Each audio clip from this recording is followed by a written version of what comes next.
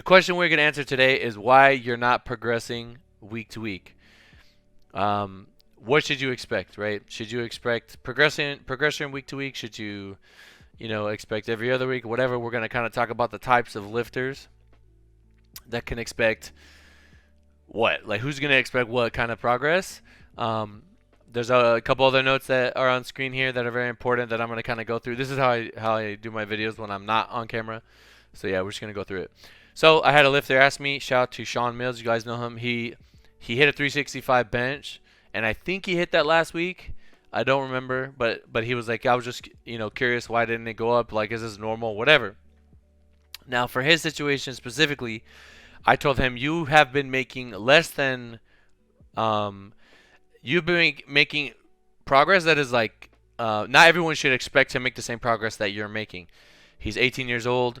He's literally still developing. He's very tall and he has a good frame. He has a big frame and he's gaining muscle like at a very rapid rate. And he's just making like insane progress. He's also becoming more technically proficient.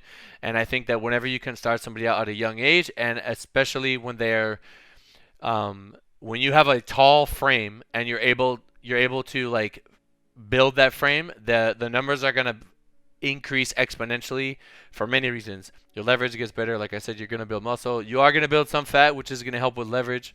Um, and I always say genetics beats everything. Like, so if you can build muscle beats everything. So if you can build enough muscle despite having a big frame, you're gonna have more surface area to help you like move more weight, if that makes sense. Um, these people are not common, right? If you think about like NFL linemen, they usually have like extremely long careers, 9 years, 10 years, 8 years, whatever. Because big, strong people like that are very hard to find, right? They're not common. They also take a lot of resources. So evolution wise, you could kind of think of it, maybe it's like more taxing to have a big person. But we live in 2020. There's plenty of food. Anyway, so for somebody like Sean, he's a newer lifter. He's with someone like me who's gonna like really optimize his training and make sure he's moving in the right direction. He's gonna make progress. There might be a little bit of noob gains in there, but I think he was training. I mean, he was already training, so he did build probably the majority of his muscle already. And we're just like enhancing that, pushing that forward. Like I said, more technical proficiency. He's making this progress that like most people shouldn't try to copy, right? Eventually, this progress is gonna slow down. You may see this kind of progress with a lifter that is changing weight classes, like going from, like for example, one of my coaches that works for Flex Training Systems, Mikey Davis, when he went from 93 to 105, it was like a new gains all over again. He was a brand new lifter, right? His progress was so insane that I had to intentionally pull him back because he was literally gonna get injured from how much weight he was lifting so quickly. So I was like, all right, let's chill out. Let's slow it down. Let your connective tissue catch up because your muscles are gonna grow at a rate that's a lot faster than what your joints can tolerate. So that is one instance, of a lifter that's already kind of established, but then they get in a caloric surplus. Like again, optimized programming, just like having a better understanding of your training in general. And then the great thing about RPE is you're always doing, for the most part, you're going to be doing enough if it's structured correctly to really drive progress forward, right? Because you're doing enough for that person on that given day. It's not like right now, this is kind of an approach that I'm taking for my own squat. I don't like, this is not the best way to do it. But this is just what I'm doing at the time because my sense of urgency for me to compete is extremely low.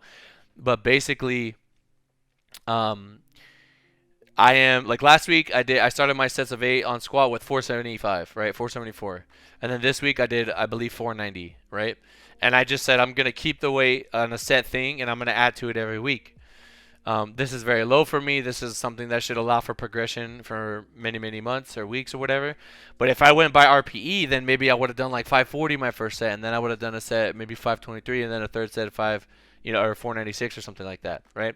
I would have gotten more overall work done, and I can still do that but I can do it later on. Right now, I'm just trying to accumulate a lot of work and build up sort of over time. Like I said, I don't have the same urgency as a young 18-year-old lifter. They want to compete right now. They want to be the best right now and stuff like that. If Sean continues to make this crazy progress, and I see that he might run into injury or something starting to bother him, then I will have to be like, yo, I know we can make this progress, but we need to chill out, right? And like I said, his progress, 18-year-old dude, he is still relatively new to powerlifting. He hasn't even been doing it for years yet. He's gonna make really, really, really good progress, and you can expect when using relative RPE, like so you're taking what you have on the day, you can expect to increase week to week, right, for a good amount of time. Eventually, assuming like all these variables here, so training, stress, food, sleep, macros, water, energy output, assuming all those things are on point, he's gonna make progress at this rate for a good amount of time, right? Who knows where he's gonna end up? If one of those things begins to fall off, or he doesn't pay attention to something one day, then of course that's going to impede his ability to make that progress despite him being so new to powerlifting, whatever. But right now, his situation sort of exceeds, it might be like exceeding some of these variables. Now, the more years that you do powerlifting, you're not going to be able to just make progress as a result of technical efficiency, building a ton of muscle, whatever, because you're going to have built already a shit ton of muscle. You're already going to have really, really, really good technical efficiency, right? So how do we get more gains? How do we make more progress? Well, obviously training stimulus is a huge part of that, but it is going to become even more important that you keep these variables here, training, stress, food, sleep, macros, water, energy output, on point, right? You may get away with making good progress with high stress and like low sleep, but there will come a point. There will come a point where, like, you could have the best training ever. You could have everything could be like just on point, but your stress is high and your sleep is low. Until you get those things aligned, you're just like, that is where your progress lies, right? So these variables over time are going to become even more important to focus on. Training can only do so much, and everything kind of goes together, right? After 10 years of powerlifting, it's very rare that you're going to make this kind of progress unless, like I said, if the things you were doing before didn't make any sense, like you just were training bad and you had like a good base anyway, and you started doing things better, you added more stimulus and you got stronger. That could be an example of someone training for a long time and then still making improvement. If you have been optimized for a long time, for example, if I think of like, let's take Russ for an example. You guys know Russell Orhii. I don't even have to say his last name because I already know who he is. He has been training for a long time. Powerlifting. I want to say he's been doing it less than 5 years. I'm not really too sure. But I know he played football, and I know that they do the compound list in it. But regardless, if you look at him, he's got a shit ton of muscle for his frame, right? Most people are never going to look like that, no matter how hard they try. And the thing is about staying in the lower weight classes is you're very limited because you can't gain more weight. You have to stay in your weight class. So we can, in off season, we can like gain some weight, lose some weight, gain some weight, lose some weight, continue that kind of cycle. But we're not going to be able to just bulk infinitely or anything like that. So the rate of progress, especially on lifts like bench, where there's like less muscles involved, and he also does have longer arms. He's already got a ton of muscle. It's like, all right, if you want to increase your bench, we need to add even more muscle. We need to add even more stimulus to something that's already been so developed. So it becomes harder. Your expectations on the given lift have to be, they're going to diminish over time. You're not going to be like, yo, I want 10 kg PRs on bench every single meet. It's just, it becomes unreal. For me, that's unrealistic. You know what I mean? There are some things that I can do to manipulate my body to try to lift more, but everything comes at a cost. And then after many, many, many, many years of lifting, 10, 15, whatever, assuming all this stuff is like optimized, your PRs are going to become very rare. They're going to come like once in a while, maybe twice a year when you compete. It's going to be very difficult. You're going to have to take all of these variables. There's going to come a point, like if you're to look into the future, and you have your future self, and like let's say you're rich and you don't have to work, you don't have to do anything, you just worry about training. There will become a point, and I truly believe this, that strength is it can essentially be infinite, but the rate of progress is going to slow down a lot, and the way that you can increase after the more years that you do it is going to be like, I mean, like imagine at the end of your career somebody said you will not make progress until all these variables are perfect, like as perfect as they're going to be within reason, or maybe they just need to be like 85%. All these need to be 85% at least, and your training needs to be on point. That is the only way you will make progress. For some people, especially the older you get, maybe you're like, hey, you know what? That is unrealistic for me. I know I have, my job pays great, but there's no way I'm gonna be able to sleep, the amount of time I need to, or eat enough food, or whatever. Maybe you have a health issue that prevents you from eating like you want to. Um, I have no idea. I'm just trying to throw shit out there to get my point across. But the point is, way down the line, I remember an older powerlifter told me years ago. I asked him, "Why did you stop?" He said, "Because the amount that I had to put in, um, was it exceeded what I could realistically do and maintain my happiness, maintain what I wanted to, my quality of life and things like that." And I totally understood that. It's kind of like me, my relationship with deadlifts. I can train them really, really hard, but at a certain point, it will compromise my happiness. It will, take my squats and things like that, and it's just not something that I want to deal with, given my ailments or whatever. And then, as you guys can see here, adjusting expectations based on these, these training variables, training life, stress, whatever. You need to expect of yourself. So going back to the original person that inspired this, Shawn Mills, when he said, "Should I be making this progress week to week?" You have to adjust your expectations based on these variables. If he's like, "Hey, how come I'm not getting stronger?" But you know what? I didn't eat well the last 3 days. Well, boom, there you go. You know what I'm saying? You can't really expect training numbers, right, until you get all those other things on point. The cool thing about powerlifting is we can measure progress to a very sort of minute, like a very, very, very minute integer or statistic, which is weight on the bar, right? What is 10% of your total, right? For me, that's like extremely small. That's extremely small. Let me just pull up a calculator here. So, if I told 1880 my last meet, and then if I wanna do times, I wanna add 105. Oh, okay, I know what I did wrong. So 19. If I want to add 5% to my total, I would total 1974. Somebody check my math. If I'm adding 5% to 1880, 1974. That's fucking nuts to me. That's so much, right? That's 100 pounds.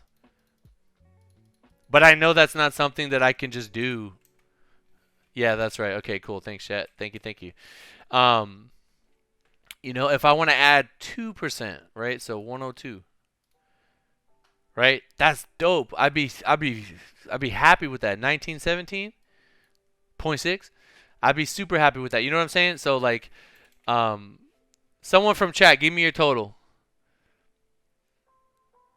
Someone from chat, give me your total.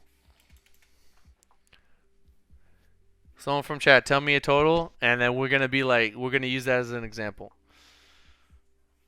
Anybody, first total that someone types in, 600 kg, 1300. All right, we're gonna go 1300. That's a pretty decent powerlifting total intermediate. So let's say you want to add, and everyone's gonna be different, and I take it you're a smaller lifter, right? Let's say we want to add 5% to that, right? 65 pounds. Hey, you added 5% to your total. That's great, right? I'd be happy. I'd be super happy if I were you. It seems like a lot. It's a 30 kg PR total, but when you go by the percentage, when you go by the integer like that, it's actually really, really, really, really small. And over time, that number is going to get smaller and smaller. So, that being said, You want to adjust your expectations based on how much you weigh, your like how new you are as a lifter, all these variables in front of you. And then the main thing is just don't panic. Why understand why. So educate yourself. You can watch my videos. There's a lot of different resources out there. The more you can understand better, the more you're gonna see the big picture, and you're gonna be less likely to freak out. You're gonna be less likely to second guess yourself, second guess your method, second guess your coach, all of that, because you've empowered yourself with the knowledge to understand. Like, yo, shit. You may even This has never really. I don't think this has happened to me. I don't really know the perspective from which I would need to see it in order to know it would happen to me. I guess a third party or whatever. But let's say I'm working with someone, and this happen. I'll just tell you guys the flip side. I'll have someone new come to me, and they'll say, "Hey, it's not really working out with my coach. I want to join Flex Training Systems," and I'll say, "Why? Like, why isn't it working out with your coach? Have you talked to them? What is the issue?" And then they'll tell me what the issue is, and I said, "Oh, that's like something simple. Why don't you just tell them that?" Tell them that, and then I'll be like, "It also sounds like you have a lot of stress, or your job is crazy. So I think it's kind of, you can't just put everything on your coach. You got to understand, like, they can only guide you, but you're gonna have to. You're the one that's gonna have to lift. You're the one that's gonna have to put in the work." And then sometimes these people have a conversation with them, and be like, "You're right. Like, I haven't been giving enough effort, or I've been comparing myself to others, and I want these like unrealistic expectations or whatever." Um, so yeah, you got to make sure all these things are on point. But the point is, you want to educate people so that they can understand where they're at, and then create reasonable expectations for themselves. If you just look at other people online and you're like, "Dang man, like this guy's making crazy progress. How come I'm not doing that or whatever?" You're going to go insane thinking that. You know what I mean? You got to understand the big picture. You got to understand all the things that need to happen in order for you to make this kind of progress. You know what I'm saying? Um, but yeah, and again, if your expectations aren't right, you're probably gonna end up disappointed. You want to shoot for what's obtainable, right? They always say shoot for the stars. Well, in lifting, if you're shooting for something that you know you can achieve, you're probably going to be disappointed all the time. You could argue whether or not you want to use that as like a chip on your shoulder to like get ahead or whatever. Um, but yeah, I think that was a pretty in-depth breakdown as to progressing week to week, and who should expect to progress week to week and who shouldn't. Like I said early in the very beginning, you're going to make progress week to week, and then it's going to be every other week, and then it's going to be once a month, and then once every 4 months, and then twice a year, and then once a year, whatever. But yeah, guys, and there are ways to kind of reset and maintain your progress and then kind of build up, so you don't really have to. You can kind of trick your body to continue to build over time, but that is like a whole nother topic. If you're watching this on YouTube, thank you so much. This was recorded live on my Wednesday Twitch streams. Link in the description down below. Yeah, guys, thank you so much. What are we going to do, chat? Can I get a hashtag? Sean, we literally just talked about you. Can we get a hashtag? Hashtag knowledge. Hashtag knowledge in the comments down below. Talk to you guys in the next one. YouTube. Peace.